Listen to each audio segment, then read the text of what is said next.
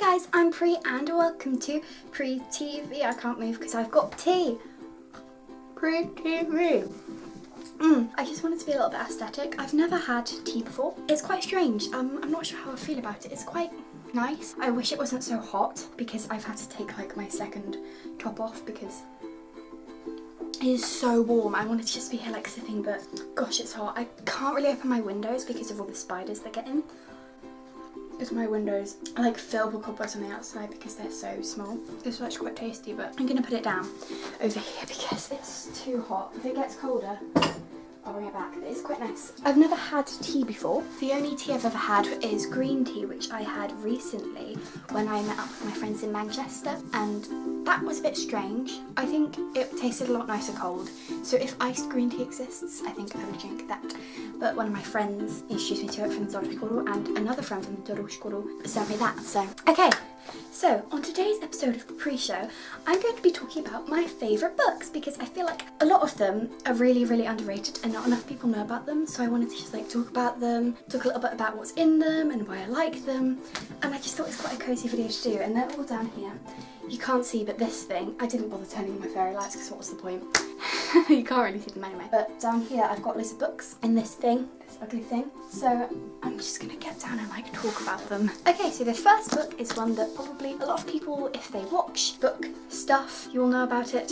If you like watching booktubers or anything, everyone really likes this book that's read it, and when I first read it I was like in awe of it. It's so well done and it's like everything that it should be, because there have been a lot of things with similar themes but they never get it as dead on as this, and I was just like, yes, this is what I've been looking for. It's basically, it's kind of hard to explain. It's an AU basically. It's an alternate universe where there's these like isles, and the two sisters who are like the main characters, Scarlett's the protagonist, they're on this like isle and they've got like a really vicious dad and they really want to get away, and there's this guy called Legend who runs this like game, carnival-y, magic-y, magnificent show thing, and they really want him to come to that island because they're not allowed to leave. And then he sends Scarlett a letter saying that she can come to his private island and be part of this game of his. So they go and Scarlett participates in this game, and it's kind of steampunky. It's like, I was reading it like for the third or second time, so I don't want to lose my place. That's like, look at that. I just dropped the front cover.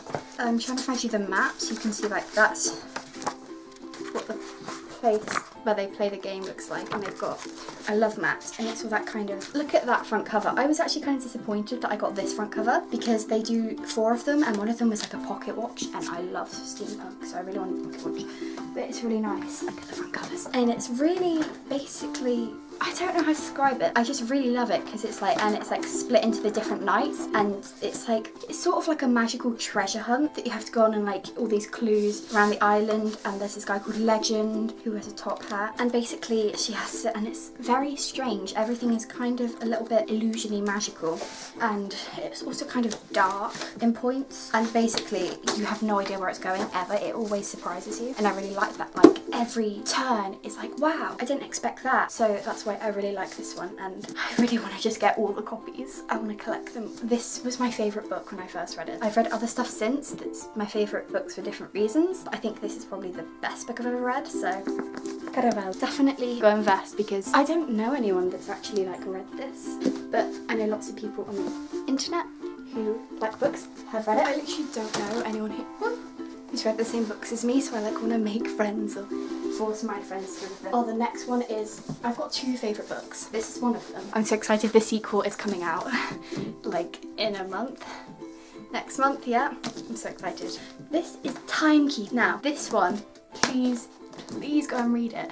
Literally, no one has read it. There are like 4 people on the planet who have read this book. There's no fandom around it, but it's such a good book. If you like steampunky stuff like me, please read it. It's really amazing. It's in a Victorian alternate universe, which is always my jam, and the protagonist is a clock mechanic, and it's in a world where there are clock towers everywhere and they control the flow of time. So when a clock gets broken, time stops. So he's a clock mechanic. He fixes clocks so that towns don't stop and that people don't get trapped in them, and that doesn't make time go all weird. And oh gosh, gosh, I can't say any of the other plot without spoiling it. There are these bombs going off in clocks and they have to like find out who's trying to like destroy them and stuff, and there's a character in here who is literally his softest boy and I love him, and there are so many good lines in it. Oh my god, I can't say all the good stuff about it because it's so spoilery. You really should read it because it's so well written and all the characters are so well developed and they're amazing. And also the author is probably my favourite author as a person. She's extremely active on Twitter, Tara Sim. She's basically a giant meme and she's so interactive with the kind of audience that will be reading her book because she's the exact same as them. So you can probably relate to her in many ways. Also, she posts a lot of steampunk stuff because that's her aesthetic and I really appreciate that. But please just go and support it because the second one's about to come out. It's really beautiful. It's such a good book, honestly. It's funny, it's heartwarming, it's moving. I read it in one day. I had a day off college and I just sat and read it, and I was, you know, you have to put books down and like show your emotions. I was like, ah, and screaming and stuff, and it was an amazing day reading this book. Like, it was the best brain day I've had in ages because it was such a good book. It just made me feel amazing. So please go read it. She deserves all the love, and this book deserves all the love. No one knows about it, so just go read it. I found out about it by like the one person in the world who's read it, who's an artist that I follow on Tumblr, and she's read like most of the books that I read, and I like get them from there because they're always good book recs. It's really hard to find people who have read Timekeeper, but it is one of my favourite books, and by one of my favourite books I mean it is my favourite book, but there is another book that is my favourite book. Next up, I love all my hardbacks. I can't afford them very often, but when books only are out in hardback, then I get them. This book, Fire and Stars, goodness gracious. I've got to say in Timekeeper it's an LGBTQ+ relationship, and it's great, and also really strong female characters. This is also LGBTQ+. This is, I mean, it's kind of spoilers that it is that, but I guess everyone already knows it anyway. It's just about the princess and another princess? Yeah, they're both princesses, but one of them is engaged to the other one's brother, and it's in a world with magic, but magic is like hush hush, it's like a really taboo thing, and they're like killing all magic people. And one of the princesses has magic. She's got a fire, whatever it's called, like alignment, I can't remember, but it's really good because like it's like an enemies to friends to lovers fic because they're so different, and then they end up like teaming up and like going out and like trying to find out what's going on. And there are so many lovable characters in it, and I really love the direction it took the whole magic-y, castle-y kingdom world in, and I think it's just, I read it really, really quickly. I read most of my books that I get in one day because I love reading so much, and they're all really good books. But it's really hard to find a girl-on-girl book that's good representation because a lot of them are all about boys, but this one is great, soft female relationships, and all the friendships are really good as well, and you really care about the characters, and also you have no idea what's really going on with the main thing. It's not like, oh, it's obviously going to be that person or anything. You're like, wait, what's happening? Oh my gosh, I don't know. Ooh, who behind it? And then at the end you're like, oh my gosh. And there are so many emotional moments in there. It's just honestly amazing. Oh my gosh, the next one is one of my favourites. It's if Timekeeper and the other one I'm going to talk about are my two favourites. This is then the one beneath them. Oh, I want more tea. But it's so hot. I'll give you the sun. Not enough people have read this. Not enough people have read any of the books. The only one that lots of people have read is Caraval, but I don't know anyone who's read it. It's just like a popular one online. I'll give you the sum. Oh, I said Caraval's the best book. I can't decide between this one and Caraval because they're both amazing in different ways. The narrative voice of this is the most amazing, complex, astounding. It's just, I was like in awe of it when I was reading it, how things are written and how it's a really, really clear character voice. And also, everything really links in this book. There is no character in this book that is irrelevant, and I really like that. There is no moment that is irrelevant or just put in there to be there. Everything is important to the story and everything links into it. And I think that's just so amazingly done and incredible. Like, how could you possibly do that? It's so well written to have that in. You really care about the character relationships. Like, it's mainly about the twins. There are two twins, obviously, a boy and a girl, and something's happened and they're not talking anymore. But from the boy's perspective, Noah, it's when he's younger, when he's 13, and you see they're friends at that time. They're like really, really, really close, which is why it's so heartbreaking when it's from Jude's perspective, later when she's like 16, that they're not even talking to each other anymore and loads of dramatic things have happened. It keeps giving you things, like something will go bad, but it's okay, you got this from it, and then they'll take it away, but then they'll give you something else and they'll take it away, and it's just so heart-wrenching. You're so attached to the characters, and then at the end when you find out every single thing is linked into it, and you're sort of finding out new information as you go along because you're finding it out from when they were 13 and then when they were 16, and you're trying to like grasp things. And also the character downfall, just It's so heartbreaking because everything's so good when they're 13 and then you just watch them lose it all as they're 16. It's like they've lost everything that was good about them when they were 13. And also LGBTQ plus relationship that's also not even just, I think it's like a really great relationship because a lot of the times in these kind of things they fall into like two categories. It's like just given to you or they can't because they're not out with their sexuality, whereas this is kind of like you don't really know what's going on with Brian. He's being really weird and they have such soft times, like looking at the stars, and then suddenly Brian's off with the popular girls and Noah's just there because Brian was his only friend, and I'm like, oh, I really miss it. Makes you miss parts of the book, and it's just incredible how it can elicit emotion from you. The sibling relationship just makes me cry. I just have such a hard time with this book, and I don't know many people who have read it, but as soon as I finished it, I wanted to talk about it to everyone I knew, and I was like, please, someone have read this book, I need to vent about this, and how amazingly written it is. I'm still just shook over it. I'm in awe of it, but it's really good. I'll give this some. Most of these are only like a one-thing book, like a one-shot. Caraval's got a second book coming out at one point, I don't know when. Obviously, Timekeeper's got the second out of the trilogy coming out next month. Oh, the next book, let me put my tea down again. Getting in the way. The next book is my other top favourite book. Even though it's kind of like a Harry Potter fan fiction, but it's so good and the characters are great and the whole story is great, and how the spells are like catchphrases is one of my favourite things.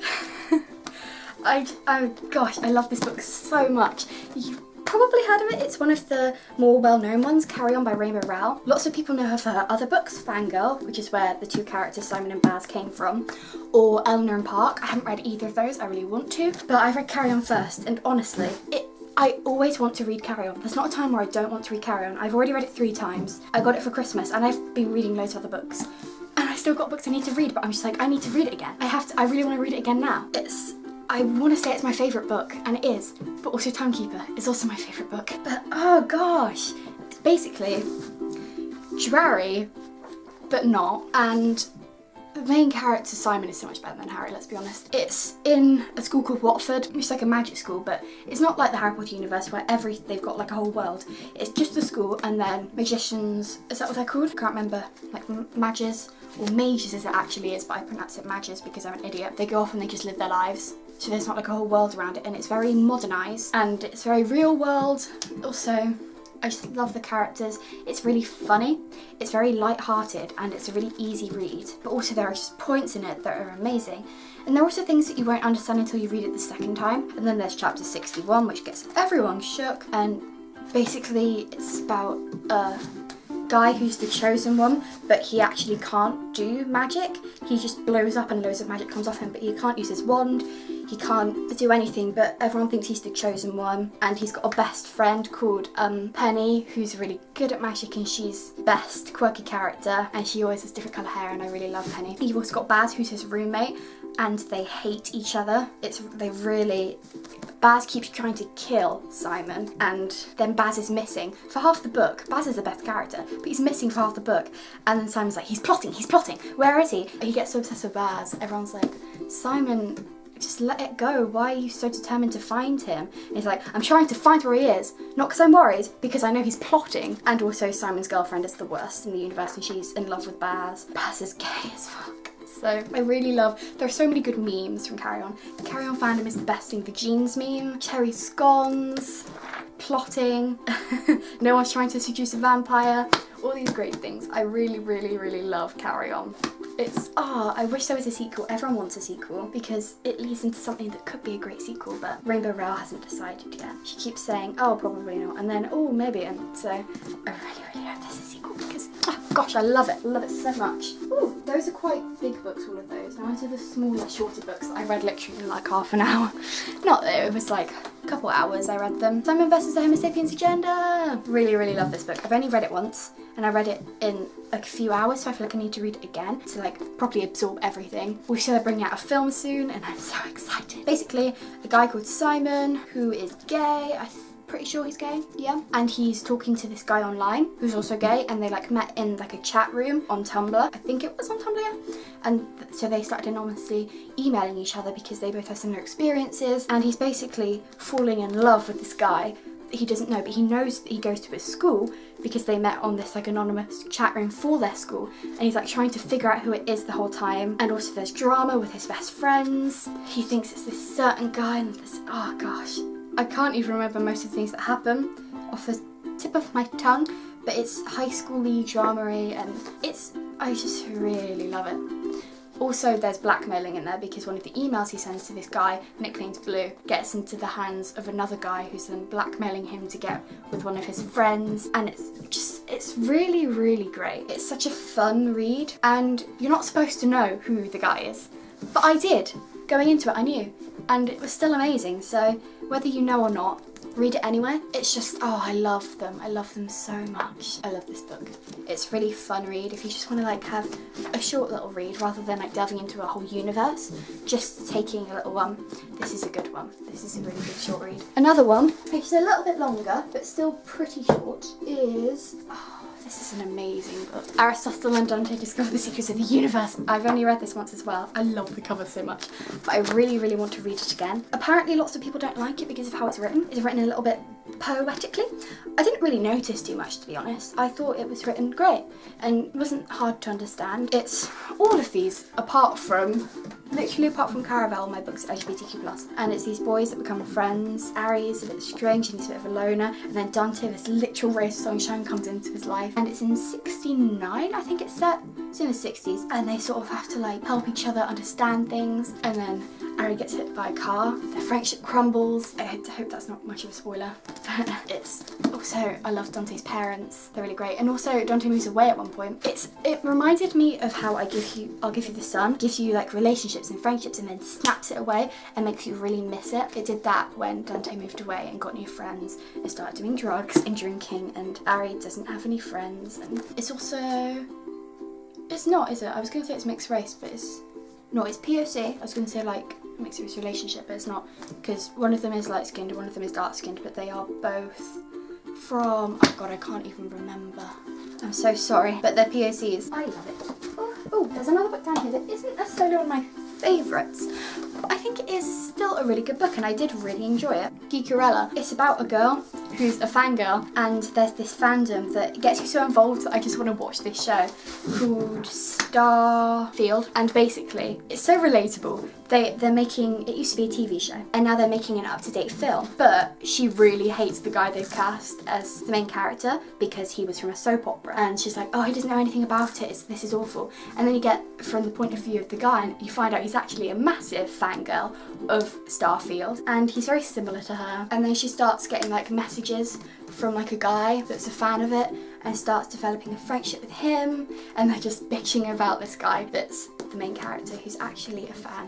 And there's also a really great, her friend who they drive the truck together and sell vegan food is a great character, and she's got evil stepsisters. It's basically like a Cinderella kind of thing, but it's modern and it's about fandoms, and in the end she goes to a convention and it's really cool and you get so involved in Starfield. I feel like I'm a fan of it. The Star Shooters, I can't remember what they called the fans, but I feel like, and then she goes to a con and it's really cool. I do really like it. It's not, I don't love it as much as the others, but I still recommend it highly. I recommend all the books that I've got because I don't keep books I don't like. I've got 2 more books over there, I'm just going to go get them quickly. Okay, we'll go with Whatever first. This one is, it only just came out in paperback. It's also really not that well known because the author is literally just started.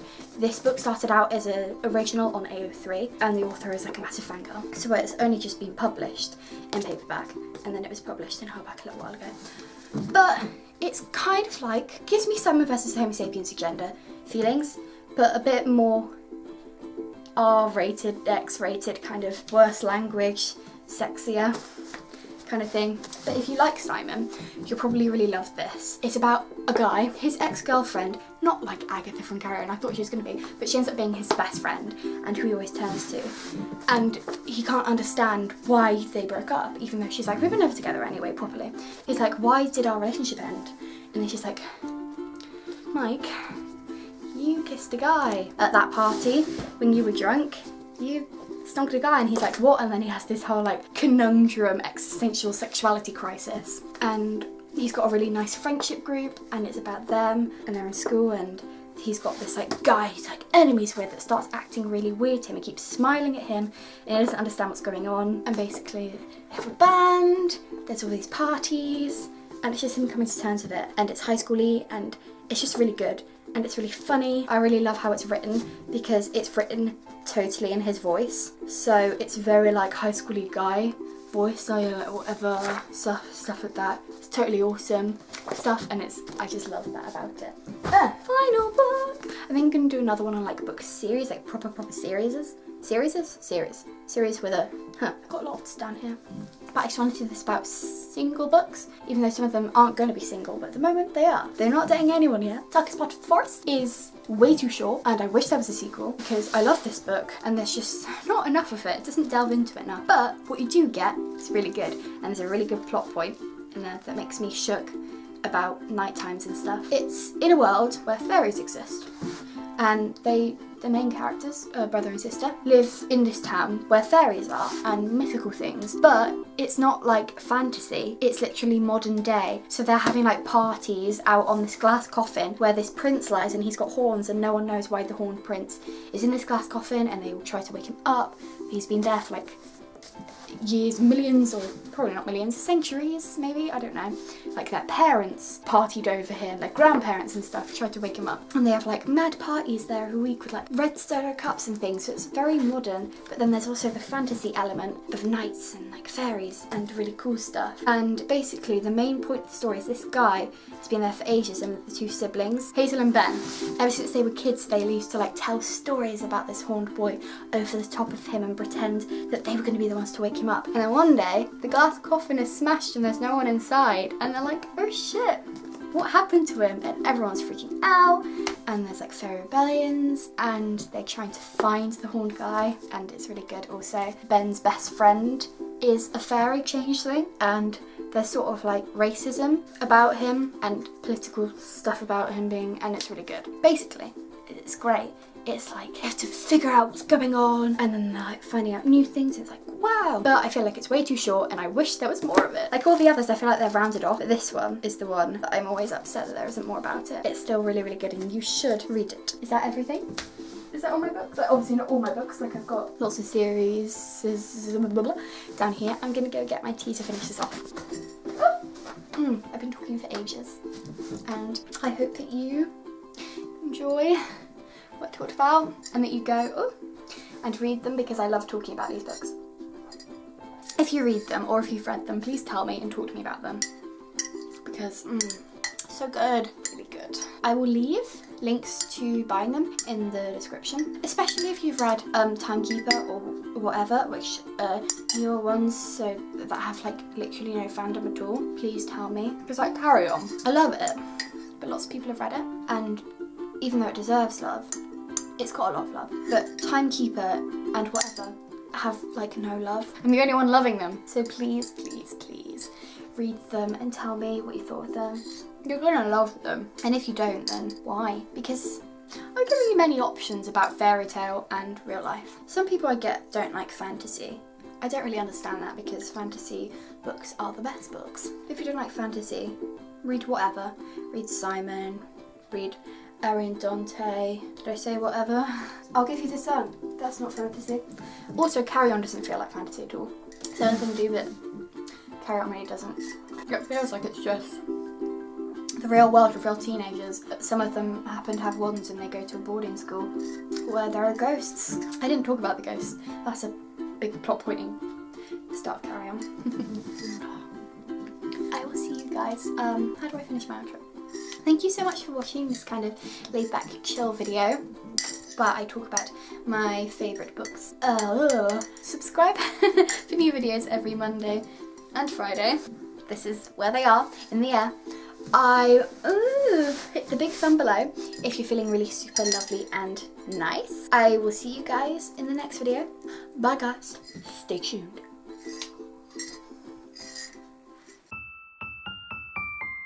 This is kind of sweet. I wish I didn't put so much sugar in it.